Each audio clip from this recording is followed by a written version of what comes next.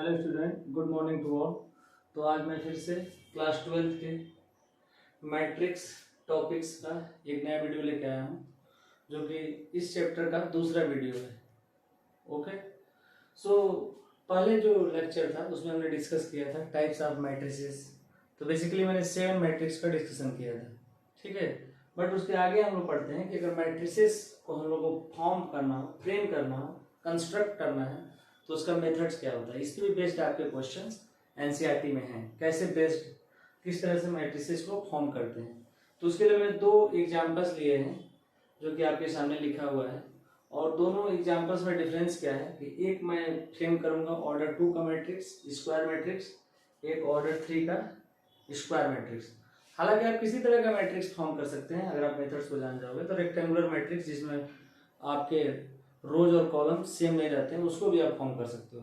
बस मेरा फोकस है दोनों टाइप्स के मैट्रिक्स को फॉर्म करना, एक 2 ऑर्डर्स का, 3 ऑर्डर्स का। दोनों आपके मैट्रिसेस स्क्वायर मैट्रिसेस हैं, जो कि आपको देखने से लग रहा है ये 2 ऑर्डर्स का मैट्रिसेस है, जिसमें 2 रोज एंड 2 कॉलम्स है।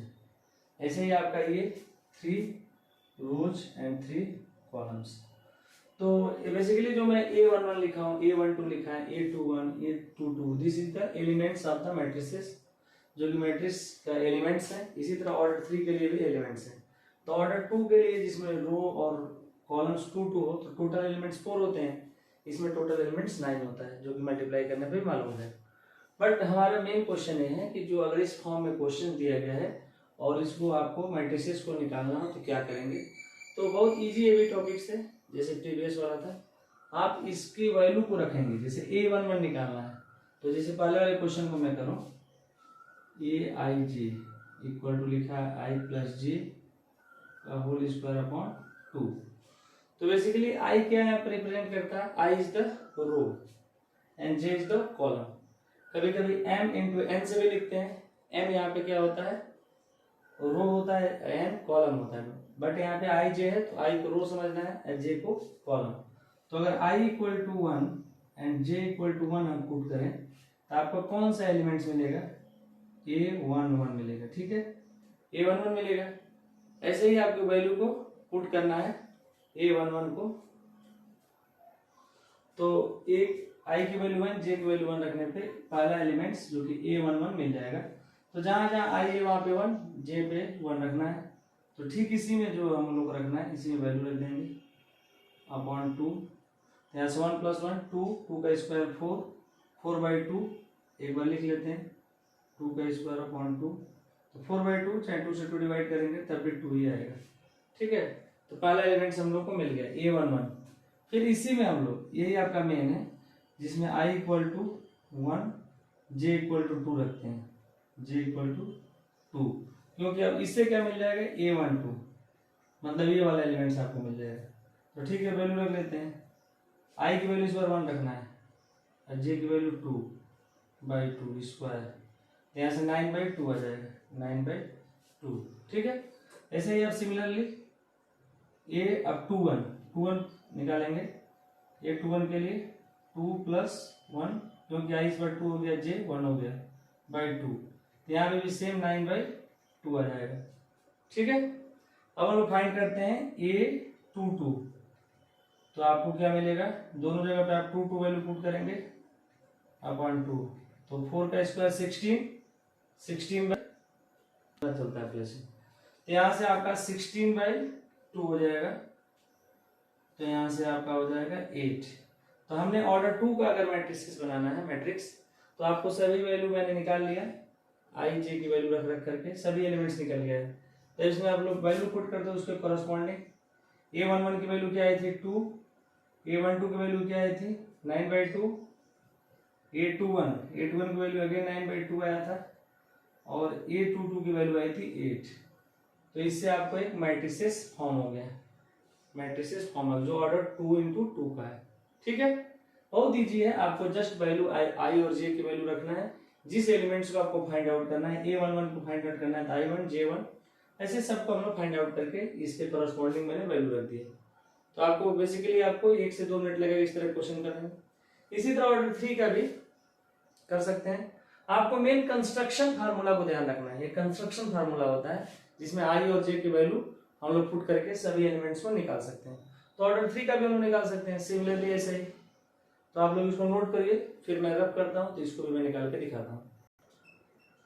तो बच्चों मैं दूसरा क्वेश्चन लेता हूँ जो कि मुझे ऑर्डर 3 का मैट्रिक्स बनाना है, स्क्वायर मैट्रिक्स, जिसमें आपके रोज और कॉलम्स 3 हैं। तो बेसिकली जो प्रीवियस जो ऑर्डर 2 का था उसी तरह से सेम करेंगे। आपको पहले स्टार्ट करेंगे A11 से, पहला एलिमेंट्स A1 निकालेंगे। तो फिर से आई और जे की वैल्यू क्या होगी, 1 1 होगी। तो मैं डायरेक्टली रख दूंगा आई की वैल्यू 1, 2 इंटू 1 माइनस जे की वैल्यू भी 1। तो आपको मिल जाएगा 2 मल्टीप्लाइड बाई 1, मतलब बेसिकली 2 माइनस 1 इक्वल टू 1 मिल जाएगा। ऐसे ही A12 निकालेंगे। पहले रोज को मैं पहले फाइंड आउट कर लेता हूँ। तो 2 1 रखना है आई की जगह पे, जे की जगह पे क्या रखना है 2, तो आप रख देंगे वैल्यू, यहाँ से 0 मिल जाएगा। A13 के लिए आई की जगह पे क्या रखेंगे 1 रखेंगे, सॉरी जे की जगह पे 3, तो 2 माइनस 3 माइनस 1।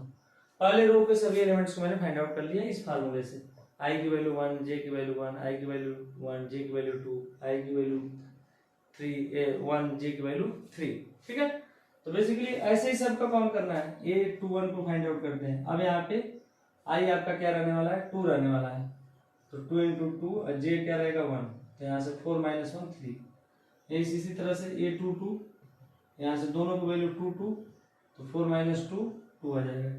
ऐसे ही आपका 2 3, तो 2 3 के लिए I2 फर्स्ट वाला आई, सेकंड वाला जे, तो 2 इंटू 2 माइनस जे 3, यहाँ से 4 माइनस 3 आपका 1 आ गया। ऐसे ही अब सेकंड रो में हम लोग फाइंड आउट करते हैं। A31 निकालते हैं। A31 के लिए आई की वैल्यू 3, जे की वैल्यू 1, तो 2 इंटू 3 माइनस 1, 6 माइनस 1 5। ऐसे ही आपका A32, तो आई की वैल्यू 2 और जे की वैल्यू 2, तो यहाँ से आगे 2 आ गया 3, तो 6 माइनस 2 4 आ गया। इसी तरह A33, जहाँ पे आई और जे दोनों आपका 3 3 हो गया। ठीक है ना, A33, तो 2 इंटू I3 माइनस 3, तो 6 माइनस 3 3। ठीक है, यहाँ तक मैंने सभी एलिमेंट्स को फाइंड आउट कर दिया। आपको बेसिकली इसी फार्मूले का यूज करके जिस चीज की रिक्वायरमेंट है अब सभी वैल्यू पुट कर देंगे। बेसिकली ये R1 है, ये तीनों क्या है R1, जिसमें A11, A12, A13 है फर्स्ट रो। ये आपका R2 है, जिसमें A21, A22, A23 सभी निकाले हैं। ये आपका R3 है। ठीक है, वैल्यू पुट कर देंगे, आंसर आ गया। तो जैसे ही वैल्यू पुट करेंगे हम लोग का मैट्रिसेस की वैल्यू फाइंड आउट हो जाएगी। और ये वैल्यू क्या होगी, इसी के कॉरस्पॉन्डिंग 1 0 माइनस 1 पहला रो, दूसरा 3 2 1, फिर आपका हो जाएगा 5 5 4 3। ठीक है, आई होप बेसिकली बच्चों जो मैंने दोनों मैट्रिक्स को कंस्ट्रक्ट किया, जो कि आपको एक फार्मूला दिया था कंस्ट्रक्टिव फार्मूला, जिसमें आई जे की वैल्यू पुट करके हमने करस्पॉन्डिंग मैट्रिक्स को फाइंड आउट कर सकते हैं। आपको बस ध्यान ये रखना है कि आप जिस भी एलिमेंट्स को अगर फाइंड आउट करना है, जैसे A32 को, तो पहले जो 3 होता है वो रोज होता है, तो रो की जगह पे 3 रखेंगे, मीन्स आई की जगह पे 3, और 2 जे होता है जो कि कॉलम्स होता है। ये वैल्यू रख करके किसी भी तरह का मैट्रिक्स को हम फाइंड आउट कर सकते हैं। ऐसा नहीं स्क्वायर मैट्रिक्स से निकाल सकते हैं, 3x4, 2x3, जिस तरह का मैट्रिक्स हो उस तरह को फाइंड आउट कर सकते हैं। तो बेसिकली इस फार्मूले को आप लोग ध्यान से देखना है, ये बदल भी सकता है, किसी भी तरह का दे सकता है, और आप इसी तरह से वैल्यू निकाल करके पुट कर देंगे। ये बहुत ईजी है।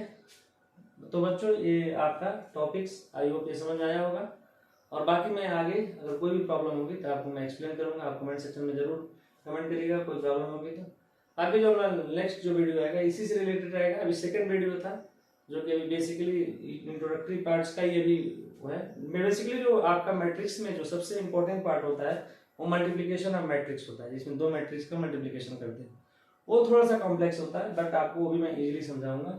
अभी इसके बाद हम लोग एडिशन सब्सट्रैक्शन मैट्रिक्स का लेके आएंगे, जो कि नेक्स्ट वीडियो में डिस्कस करेंगे। तो थैंक यू बच्चों।